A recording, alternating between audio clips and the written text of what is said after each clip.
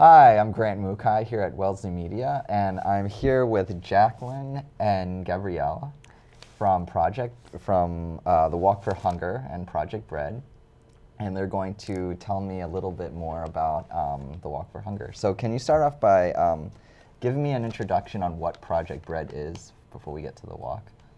Well, thanks, Grant. Thank you for having us on the show. We're so happy to be here. So Project Bread, let's see. Let's start off with the walk. The walk started in 1969 by a group of activists who felt that people shouldn't be hungry anymore. And it actually started off being called Feet for Wheat. It was 29.6 miles. 2,000 people raised about $26,000.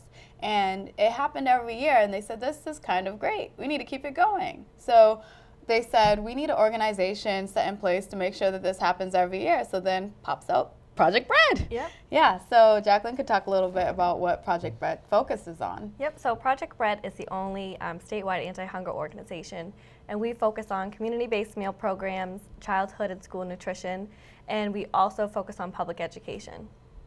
Okay. Now, what is who do you guys serve? We serve whoever needs help, really, with hunger, whoever struggles with hunger, and they go to any of our agencies that we fund, they receive help from Project Bread. So we focus on elderly people, our hard-hit population with hunger, children, the working poor, or the unemployed, anyone who's struggling with hunger in Massachusetts. There's actually right now 750,000 people in Massachusetts who do need assistance. Okay.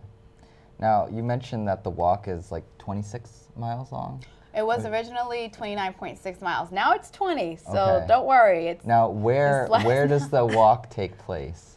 takes Like, where does it start? yeah. Where does it end? What's the It's route? always the first Sunday in May every year, so it's a Boston tradition. This is actually our 45th year. And so this year, Sunday, May 5th, it starts at the Boston Common and goes through Brookline, Newton, Watertown, Cambridge, and returns back to the Boston Common. Okay, so it's kind of a big loop then. Yeah. big loop, big beautiful walk. Okay. Now, moving on to involvement. How do people get involved in the walk? Yeah, there's a lot of ways to get involved. First, we encourage people to go to www.projectbread.org, and they can register to be a walker, join a team, be a team leader. And if you're not interested in walking, we do have a lot of volunteer opportunities. We actually need 2,000 volunteers for the day of the walk. So there's a lot of opportunities for people to get involved. Okay, and where do you stand as of right now as far as number of volunteers? Well, we're still waiting for people to sign up. We have a lot of people who have signed up already, but we encourage people to join in because we have a position for everyone. We have opportunities to sign up people for registration. You could be at the registration tables the morning of the walk. You could help hang up signs along the route because it's 20 miles, so we have signs filled with wonderful facts about Boston and how hunger affects Boston and throughout Massachusetts. We focus on facts focusing on hunger throughout the state. So, there's so many opportunities. We need people to hand out water, make sure everyone's hydrated. We need people to help us clean up the area after it's done. So there's so many things that people can do to take a part in the walk. Okay, and is this a type of event where all the streets are closed down? Yes. Okay. We do shut things down. But it's because we have so many people. 40,000 walkers come out. So could you imagine 40,000 people walking through with no street shut down? We'd all get hit. Yeah. So we have to make sure that everything's safe. And it's a Boston tradition. So all the state, all the country, oh my goodness, all of the towns know that we are planning to do this. So everyone's very cooperative and they're very excited usually to say, hey, we know what you are, we know who you are, so yeah, let's shut down the roads. Everyone's really excited about the day. Okay. Yeah. What advice do you have for the walkers? Well, for a first-time walker, it is 20 miles, so be prepared throughout the day. Definitely bring, pair of socks, some nice walking shoes, sunscreen, dress in layers. It might be chilly in the morning. What else? Sunglasses, if you have sensitive eyes, if you have a sensitive head, you could wear a hat, some people, hair protects sun, that sort of thing. Protection for your head, hat. So, anything that you feel like you might need personally. Like Jacqueline said, it's a rain or shine event. So, And it is You 20 were miles, there. but just want people to know that you are not required to walk all 20 miles.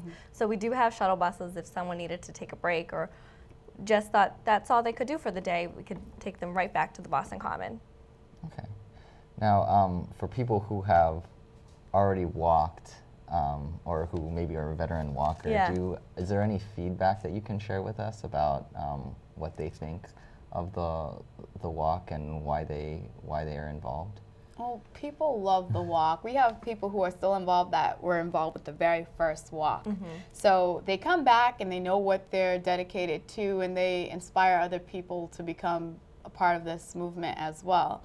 And you know, we have the Heart and Soul Circle, which are people who raise at least $500 each walk or more. And, you know, when you become part of that special circle, sometimes it just motivates you to keep fundraising each year more and more and more, so that you can one day even become a part of our leadership circle, which is if you raise $1,000 or more.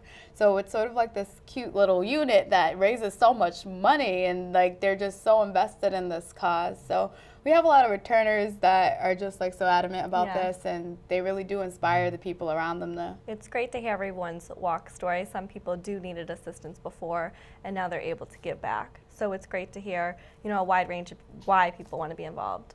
Okay. Now, I can't remember if I specifically asked you about how the fundraising works for people who want to walk. Is that done online? Yep. Or do they, I don't know, send things through the mail? Yeah. Or is it kind of, is there a process that they follow, or is it kind of up to them about? Well, if they do register on our website, www.projectbread.org, they do have a walk center. So within your walk center, you create your own personal page. So you can make your own URL to take that link and send a direct email to your friends and family. And you can also we do have now a Facebook app, so you can actually link it right up to your Facebook and send out updates. It automatically sends them up. So like if you donated $25 to me today, on my Facebook it says, Gabrielle reached this much on her progress thermometer, and it'll like show up. And if my goal was $25, little confetti will come out and it'll say, yay, you reached your goal. And you can change your goal. So say if I had a goal of $25, but I want to up it a little bit to like $150, next week I can do that too. Yes, you can definitely personalize your walk page with pictures, text, anything you want to make it personal. Okay. And then I was also wondering if there are opportunities to walk for people who might have disabilities. For instance, I know that in the Boston Marathon, there are blind runners who run with a guide. There are also people in wheelchairs who have someone pushing them. And I was wondering if anything like that happens during your walk. Yes, of course. The walk is open for everyone, and it's a grassroots walk. So it's like for the people, by the people, and people, especially when I say that we have like first walkers, like, you know, that did take place in 1969. We do have people who are old who still partake in the walk, and if they do not feel like they can walk all 20, they might walk part of the way, or they might just volunteer. So it just depends on what your preference is and what you feel comfortable with, but we, you know, reach everyone and, you know, make it open to everyone to do. Okay. Then you had also mentioned to me a while ago about some other programs Yeah. that Project Bread has, and I was wondering if you could talk to me a Sure. little bit about So on average, our walk raises $3.6 million. So throughout the year, that goes through 430 community-based meal programs, and also, in 125 communities in Massachusetts. So what we do is we focus on child nutrition, like I said before, so it goes to our Chefs in School program. We also have a food source hotline, so we do spread our money out throughout those. And our food source hotline last year alone answered 49,000 calls. So literally, if you know someone that needs help, you can give them the number to our food source hotline, which you can find on our website, that www.projectbread.org. And literally anyone could call and get assistance with getting signed up for SNAP, which it used to be referred to as food stamps. You know, any sort of assistance that way. That's one of our programs. They offer 160 languages. And we also have like school programs where chefs go and literally teach their staff how to cook certain meals that are healthier for the students, more appetizing for the students. You know, when you were a kid, you might not want to eat like a carrot, and so they make that, you know, they zest it up, maybe put like, you know, nice little veggies on pizzas with wheat crust, and, you know, so we have chefs that do that in our schools too. That sounds interesting. Yeah, it is. It's really cool. Now, is there any other information either about Project Bread or the walk that either you would like to add? Or did we touch on everything? Well, definitely stress that it is the 45th year, so it's a walk for the people, by the people. All the money here does stay in Massachusetts, so you are actually helping out your neighbors. So I think it's an amazing tradition, and everyone should get involved. And we would just want to say that like the rolling registration starts from like 7 to 9 a.m. So you'll see people starting to walk that early on the day. And we welcome everyone to come on out that day and show support. Okay. Now, in closing, for people who might be watching this right now, and they want to know where to go to get more information or maybe to register to fundraise and be a walker, where would they go? www.projectbread.org. Okay.